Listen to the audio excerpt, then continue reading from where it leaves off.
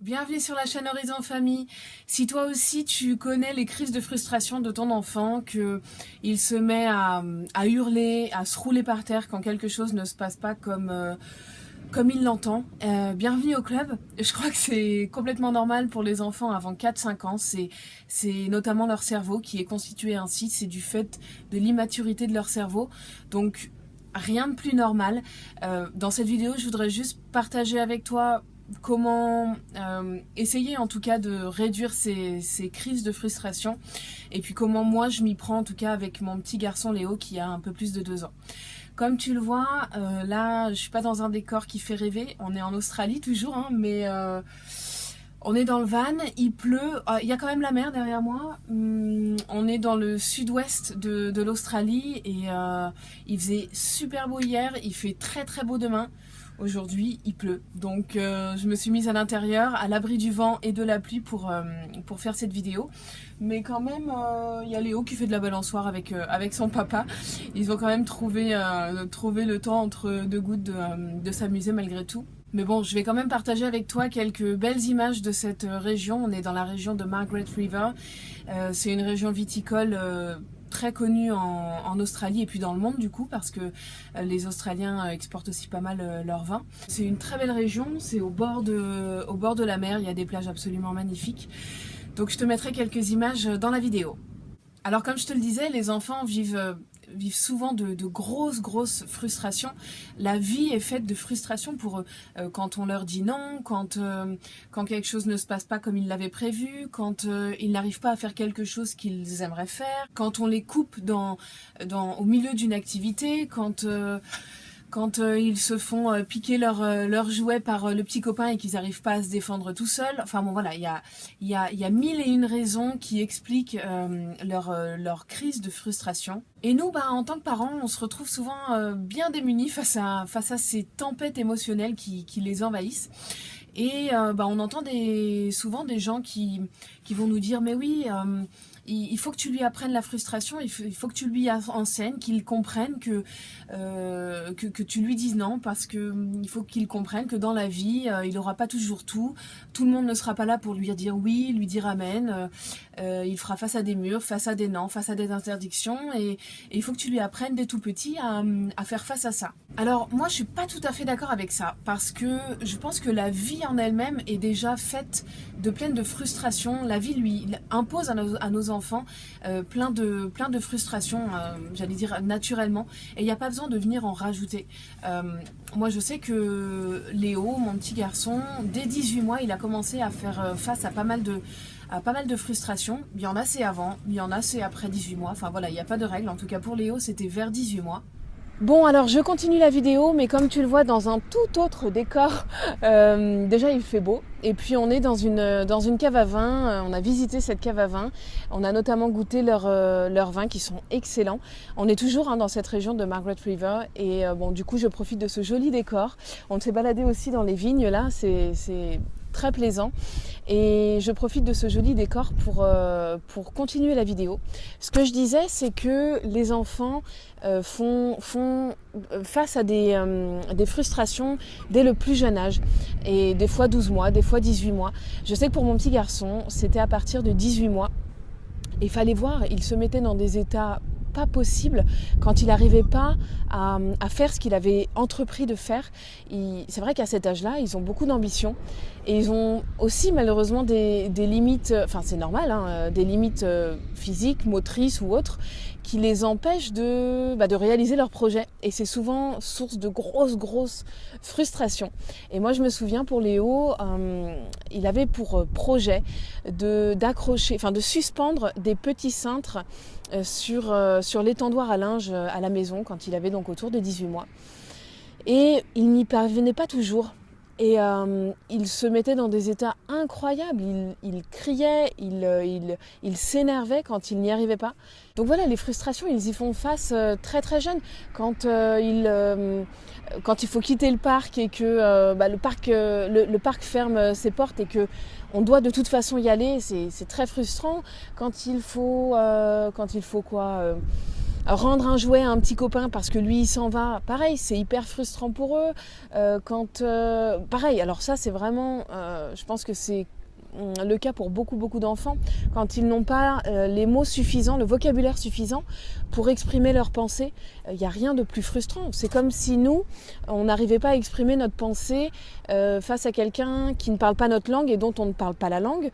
Du coup, on n'arrive pas à exprimer ce qu'on a en tête, à exprimer un raisonnement, une réflexion. Et voilà, c'est souvent source de frustration, même pour donc, nous adultes. Donc pour eux, c'est pareil, ils ont plein de choses dans leur petite tête et ils n'arrivent pas à partager ce qu'ils ont dedans. Donc c'est très dur pour eux à vivre. Donc vraiment, je crois que franchement, il n'y a aucune raison de rajouter des frustrations à notre enfant, encore moins dès le berceau, comme certains disent. La vie leur en impose naturellement, automatiquement, il n'y a pas besoin d'en rajouter de la part des parents. Alors attention, quand je dis de ne pas frustrer les enfants plus qu'il ne faut, je dis pas qu'il faut jamais leur dire non pour ne pas les frustrer, pour ne jamais aller à l'encontre de leurs envies, etc. C'est pas du tout ça. Les enfants ont besoin d'un cadre, ils ont besoin de règles. D'ailleurs, ils cherchent à avoir des cadres, à comprendre les cadres, à comprendre les règles, à comprendre les limites. On dit souvent qu'ils nous testent nous, mais en fait, c'est pas nous qu'ils testent. C'est le cadre. C'est pour pouvoir comprendre comment ça fonctionne, jusqu'où ils peuvent aller. Et donc, ce cadre-là, ils en ont besoin et même ils le recherchent. Mais ce que je dis, c'est que c'est inutile de rajouter des interdictions à toutes les sauces pour leur apprendre la frustration. Donc l'idée, c'est que quand j'ai pas le choix ou quand c'est une règle à laquelle je ne veux pas déroger, absolument pas déroger, quoi qu'il arrive, eh bien je vais maintenir mon interdiction et je sais que je la maintiendrai jusqu'au bout, tout en évidemment accueillant son émotion parce que ça peut évidemment susciter de la déception, de la frustration, etc. chez lui. Donc je vais accueillir son émotion, je vais me mettre à sa hauteur, je vais le prendre dans mes bras, je vais lui montrer de l'empathie en lui disant que je comprends son émotion. Mais quoi qu'il arrive, je ne dérogerai pas à l'interdiction que je viens de fixer. Mais en revanche, quand j'ai le choix, quand le non est négociable, quand la règle est négociable parce qu'elle n'a pas forcément de sens, parce qu'elle n'est pas vraiment fondée, parce que je ne l'ai pas réfléchi jusqu'au bout et que je m'aperçois que finalement je peux le laisser faire telle ou telle chose, eh bien je vais faire en sorte de pas lui dire non, je vais faire en sorte de ne pas lui imposer un énième interdit. Alors il y a une autre façon de faire, on va dire, qui est plutôt que de dire non, de dire oui mais. Je vais donner un exemple concret, comme ça ce sera plus simple. Ce matin, typiquement, Léo, on était donc dans le van avec Léo, donc dans la voiture on va dire, et on était arrêtés sur le bord de la route, et donc il y avait des voitures, et lui, il voulait descendre. Et donc moi clairement, là, mon interdiction était catégorique. Je voulais absolument pas qu'il descende parce que c'était dangereux. Et je savais qu'après, on pouvait aller se garer plus loin et qu'il pourra descendre. Donc au lieu de lui dire non, je ne veux pas que tu descendes, et donc d'être dans la confrontation, et donc de susciter éventuellement une crise, des pleurs, une opposition, eh bien ce que j'ai fait, c'est que je lui ai dit oui, tu vas descendre du van, mais juste avant, on va aller se garer, on va avancer et on va aller se garer sur un parking. Comme ça, il n'y aura pas de voiture et tu pourras descendre en toute sécurité parce que là, tu vois, il y a des voitures et c'est dangereux. Et donc, j'ai évité la confrontation et derrière, j'ai enchaîné avec tu as envie de descendre? Qu'est-ce que tu as envie de faire quand on sera descendu? Est-ce que tu veux courir? Est-ce que tu veux prendre ton ballon pour jouer avec et shooter dedans? Enfin voilà, j'ai enchaîné sur autre chose pour qu'on puisse passer à autre chose et qu'on soit, pour encore une fois, éviter l'opposition un peu inutile, j'allais dire. Donc voilà, cet outil, je l'utilise de temps en temps, d'abord quand la situation s'y prête, et puis quand elle me vient à l'esprit. Le dernier point que je voulais aborder dans cette vidéo, et ça c'est important, c'est comment aider nos enfants à mieux vivre ces crises de frustration. Donc comme je le disais, je suis pas d'accord sur le fait de dire que c'est en accumulant ces moments-là, en les confrontant à toujours plus de frustration qu'on les aide. En revanche, je pense que c'est en leur donnant des outils concrets pour traverser ces moments-là, pour mieux les vivre, qu'on va vraiment les aider. Donc par exemple, si on sait que À chaque fois qu'on va au supermarché et qu'on passe devant le rayon de jouets, on sait que notre enfant pique une crise de frustration à chaque fois parce qu'on lui refuse de lui acheter des jouets. Eh bien, ce qu'on peut faire, c'est anticiper ce moment-là. Et alors, la première solution, d'abord, ça va être d'éviter de passer devant ce rayon-là, si c'est possible. En revanche, si c'est pas possible, c'est avant d'aller au supermarché, de lui dire qu'est-ce qu'on pourrait faire quand on passera devant le rayon de jouets. Qu'est-ce qu'on pourrait faire pour éviter que ce soit un moment difficile pour toi et un moment très frustrant. Par exemple, est-ce que tu pourrais prendre des jouets avec toi? Comme ça, au lieu d'avoir ces nouveaux jouets-là, toi, tu as tes jouets en main et puis tu peux jouer avec. Donc, c'est lui proposer des solutions et puis ensuite d'essayer de trouver la meilleure solution. Après, il y a un autre exemple auquel j'avais pensé, c'est si on sait que quand il arrive au square et qu'il a hâte d'aller sur la balançoire, on peut et que la balançoire est prise évidemment, et là c'est très très frustrant pour lui et on sait que c'est arrivé quelques fois auparavant. Ce qu'on peut faire, c'est de lui dire, avant d'arriver au square, si la balançoire est prise, je sais que tu as très envie d'aller sur la balançoire, mais si elle est prise, qu'est-ce qu'on pourrait faire? Est-ce qu'à la place, par exemple, tu pourrais courir tout autour du square en attendant qu'elle se libère? Ou bien est-ce que tu pourrais, par exemple, faire descendre, je sais pas moi, 8 fois, faire 8 fois le toboggan pour attendre que la balançoire soit libérée. Voilà, lui donner des outils comme ça. Alors évidemment, au début, surtout s'il est jeune, vers 3 ans ou quoi, c'est à nous de proposer des solutions comme ça, des outils.